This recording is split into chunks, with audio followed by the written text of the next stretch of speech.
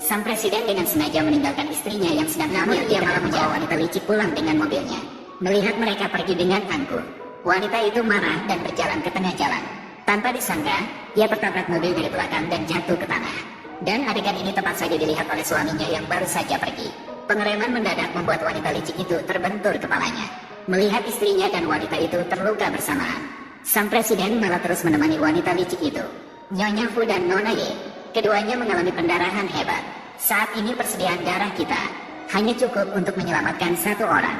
Berusaha menyelamatkan Ye Ziyu dengan segala upaya.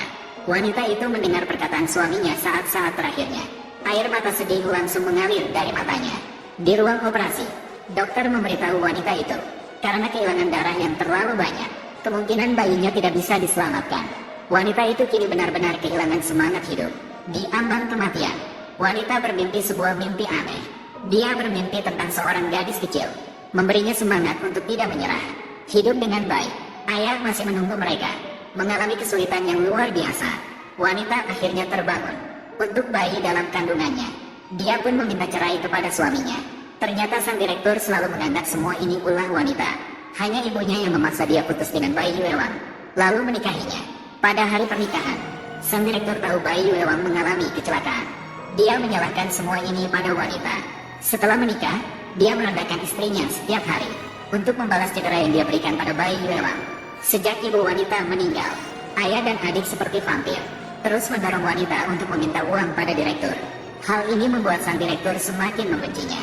Wanita berjuang keras di dua keluarga tanpa cinta. Bahkan saat hamil, dia tidak berani memberitahu suaminya. Takut suaminya memaksa dia untuk menggugurkan kandungan. Sekarang, agar bisa bercerai, dia lebih memilih pergi tanpa harta. Namun sang direktur tidak setuju.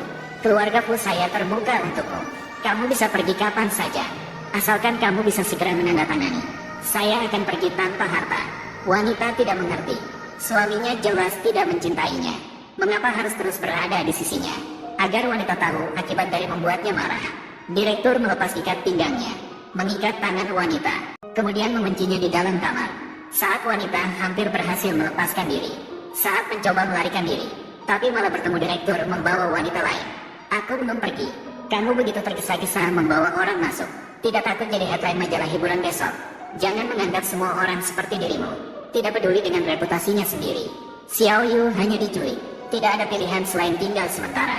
Tanpa disadari bahwa penculikan tersebut semua ulah wanita licik agar bisa tinggal di rumah presiden. Dan sandiwara yang disutradarai sendiri. Kakak Tijuan, kamu adalah seorang pria, tidak tahu bagaimana merawat orang. Biarkan aku saja yang melakukannya. Katsiu, handuknya agak dingin. Tahanlah sebentar. Melihat ekspresi licik gadis itu pura-pura, biarkan wanita itu berhenti berpura-pura. Wanita licik menyadari wanita itu berubah. Dulu dia tidak berani begitu sombong. Wanita menasihati wanita licik, tidak perlu membuang waktu hanya untuk diri sendiri. Bahkan menawarkan kerjasama, asalkan wanita licik membantunya meninggalkan keluarga Fu. Dia bisa membantunya menjadi Nyonya Fu. Wanita licik tidak percaya wanita itu akan meninggalkan keluarga Fu. Maka dia menanyai wanita apakah dia memiliki kartu as baru. Mengingat bagaimana wanita itu mual dan muntah di rumah sakit, dia segera mencurigai wanita itu hamil. Apakah kamu benar-benar hamil anakku? Sepertinya aku benar.